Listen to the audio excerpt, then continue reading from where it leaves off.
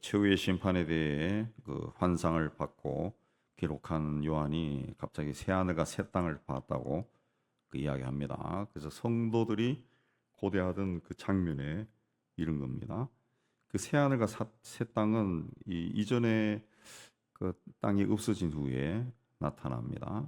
그래서 거룩한 새 하늘과 새 땅이 나타나는데 거룩한 성 새 예루살렘 2절에 그 모습이 신부가 남편을 위하여 단장한 것 같았다.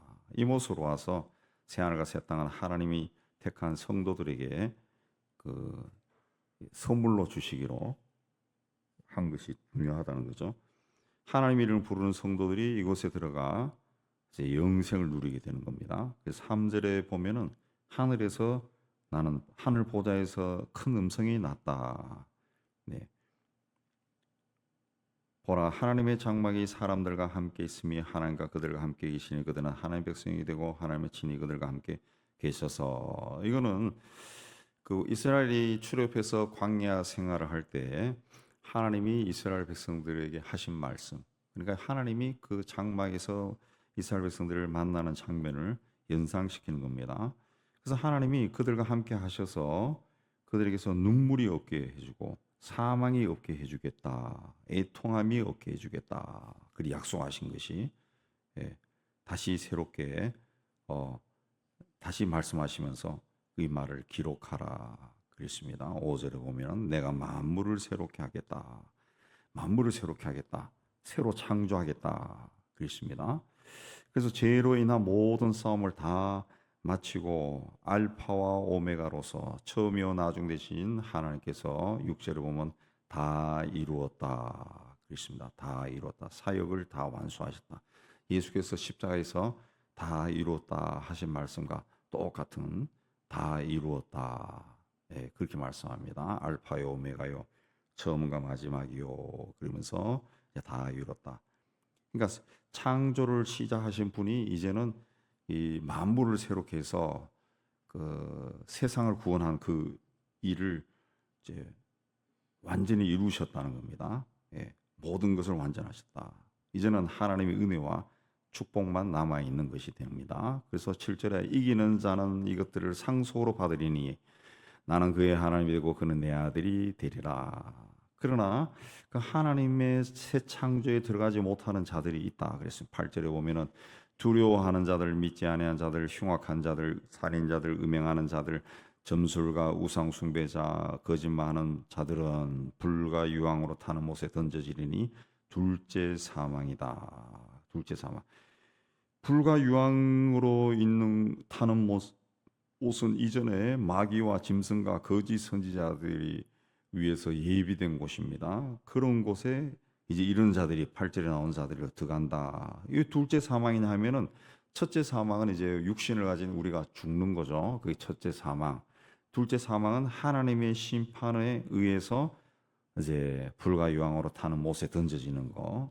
그게 둘째 사망입니다. 그게 새 하늘과 새 땅의 환상을 있은 후에 7 대접을 가진 천사 중에 하나가 요한에게 어린 양의 신부를 너에게 보일 것이다. 9절에 이야기합니다. 그래서 그게 이제 하늘에서 내려오는 거룩한 성 예루살렘이다. 그렇습니다. 자, 이 예루살렘은 하늘나라의 상징이기도 하고 그 성도들의 모임인 교회의 상징이기도 한 곳입니다. 그래서 이 새 예루살렘은 건물이라기보다는 그 안에 있는 사람들을 의미하는 것이 사람들을 의미하는 겁니다. 사람들을 의미한. 지금도 그러죠. 우리가 성전 그럴 때 성전은 그 우리가 이 건물을 가지고 거룩한 집 뭐 이렇게 하지만은 그 성경적인 성전의 의미는 사람이죠. 사람. 주의 영이 거하는 사람들이 모인 그게 이제 성전이죠. 성전. 사람을 의미한다. 그렇습니다. 새 예루살렘이 이제 11절부터 쫙 묘사가 되어 있는데 16절에 보면은 이 성은 네모가 반듯하여 길이와 너비가 같은지라. 길이와 넓이가 같다는 거죠. 갈대차로 성을 측량하니 12,000 스타디온이요 길이와 너비와 높이가 같더라. 그랬습니다. 그 12,000 스타디온이라고 그랬어요. 1 스타디온은 180m입니다. 180m. 그러니까 12,000 스타디온이 되면은 그 466만 5,600 제곱킬로미터예요. 엄청난 건데 그 제가 이제 찾아보니까 지구 둘레가 몇이냐 하면은 4만 킬로미터, 4만 킬로입니다. 지구 한 바퀴 도는 게 4만 킬로미터. 그리고 우리 그 지구의 육지 땅의 넓이가 얼마냐 하면은 굉장히 이 계산이 한 100만, 1000만, 1억 4,894만 제곱킬로미터예요. 제곱킬로미터. 여기에 총 땅 중에서 23%만 사람이 산다는 거예요. 사람이 산다는 건데 이 12,000 스타디온이 466만 5,600 제곱킬로미터예요. 그럼 466만 5,600 제곱킬로미터는 그 현 지구 대륙의 32% 정도입니다. 이 지구상에 존재하는 땅의 32%예요. 근데 이 지구에 있는 땅에 사람이 살고 있는 땅은 사람이 살 수 있는 땅은 몇이냐? 23%, 23%. 그러니까 이 23%에 85억의 인간들이 모여 사는 거거든요.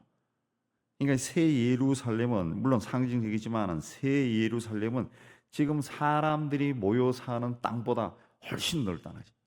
훨씬 높고 이게 또 이 가로 세로 넓이가 똑같아요. 가로 세로 높이와 높이가 똑같다. 높이가 그 12,000 스타디온이다. 그러면 이건 어마어마한 거죠. 어마어마한 겁니다. 어마어마한. 예. 그 엄청나게 웅장한 거죠. 그게 이제 새 예루살렘, 그 새 예루살렘이다. 그 속에 11절에 하나님의 영광이 가득 차 있고 그 성의 빛이 지극히 귀한 보석 같고 벽옥과 수구정처럼 맑고 12절에 크고 높은 성곽이 있고 12문이 있고 12천사가 있다. 그 문에는 12지파의 이름이 적혀 있고 성의 성곽은 12기초석으로 되어 있다. 그렇습니다. 12이란 말이 반복적으로 나타나고 있는 것은 교회 공동체 새 예루살렘이 복음과 사도들의 증거에 의해서 세워졌다라는 것을 말해주는 겁니다. 하나님의 말씀과 제자들의 그 복음에 의해서 복음 전파에 의해서 세워진 것이다. 그걸 이제 이야기하는 겁니다. 그 새 예루살렘을 건축한 재료도 18절부터 쫙 나오는데 성곽은 벽옥이고 성은 정금이고 맑은 유리 같다.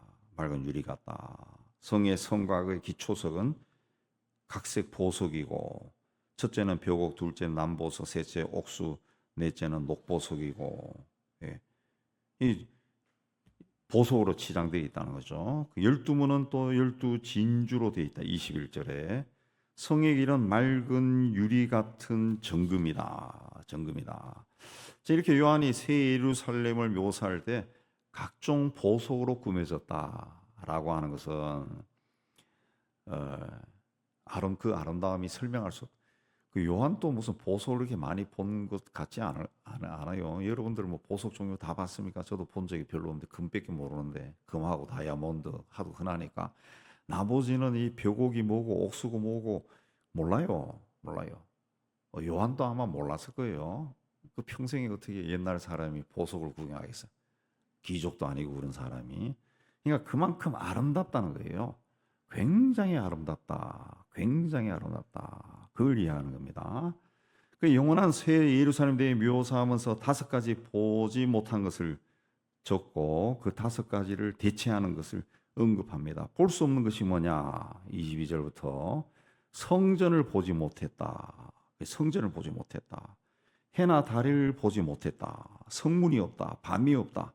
속된 것이나 가증한 것이나 거짓말하는 것이나 우상숭배나 이런 것들이 없다. 그렇습니다. 27절에도 없다. 자, 이런 것이 없지만은 새 예루살렘에서는 조금도 부족함이 없다. 성전이 없어도 그리스도가 계시니까 아무 문제가 없는 거예요. 성전이 없어도 주님이 있는데, 주님 자체가 성전인데 아무 문제가 없고, 해와 달이 없어도 하나님 영광이 비치니까 환한 거예요. 환한 거예요. 해보다 더 환한 거예요.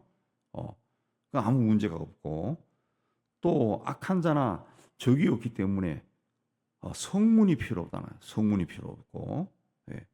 밤이 역시 존재하지 않는 거죠. 밤이 없다. 25절에 어린 양의 생명책에 기록된 사람들만 그곳에 들어갈 수 있기 때문에 그 우상 숭배나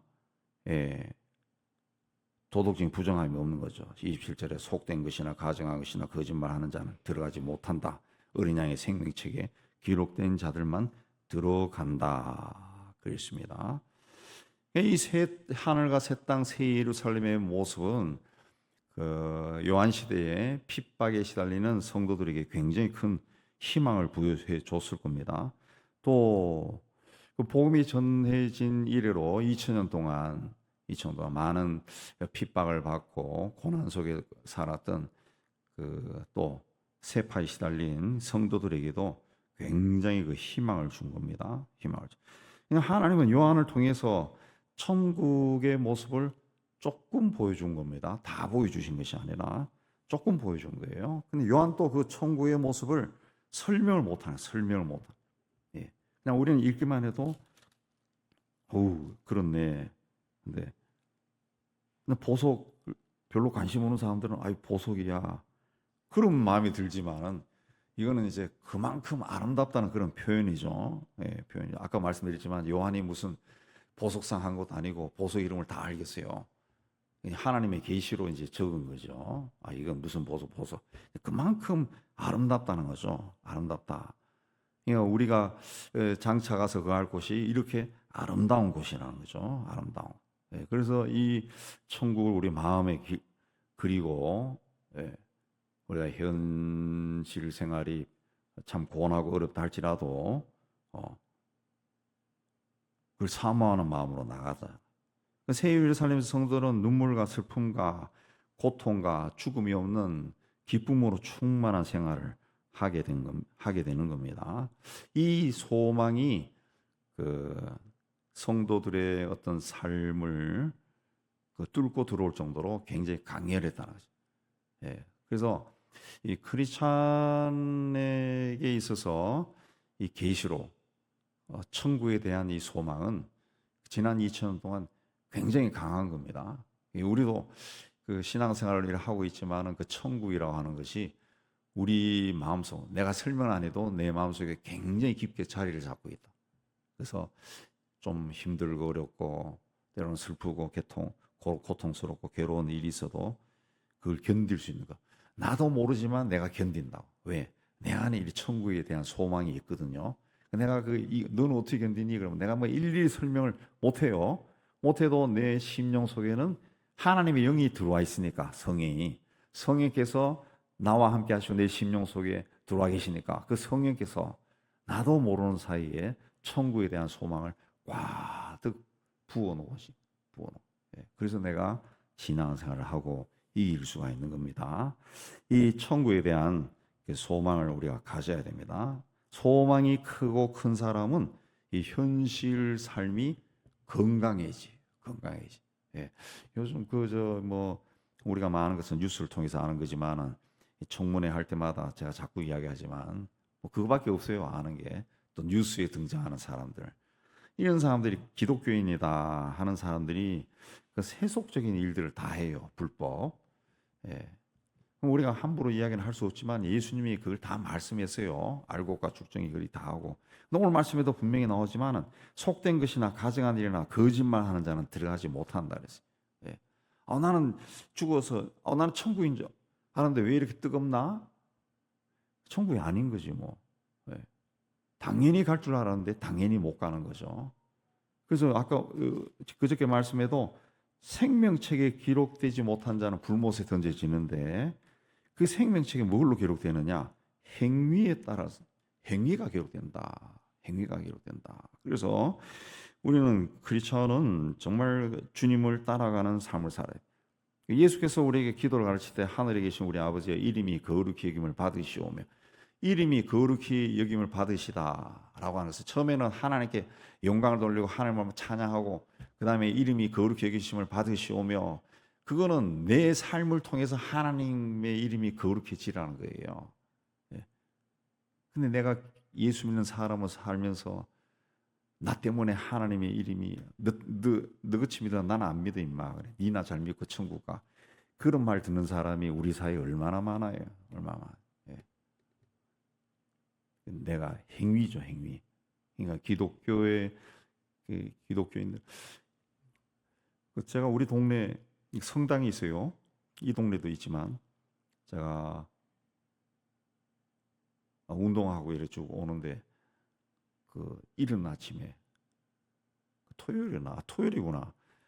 그 토요일 아니 저녁 때쯤이네. 저녁 때쯤에 오는데 그 사람들이 성당을 향해서 그야말로 데모하는 것처럼 가더라고. 그 토요일 날 그 미사가 있는가 봐요. 미사.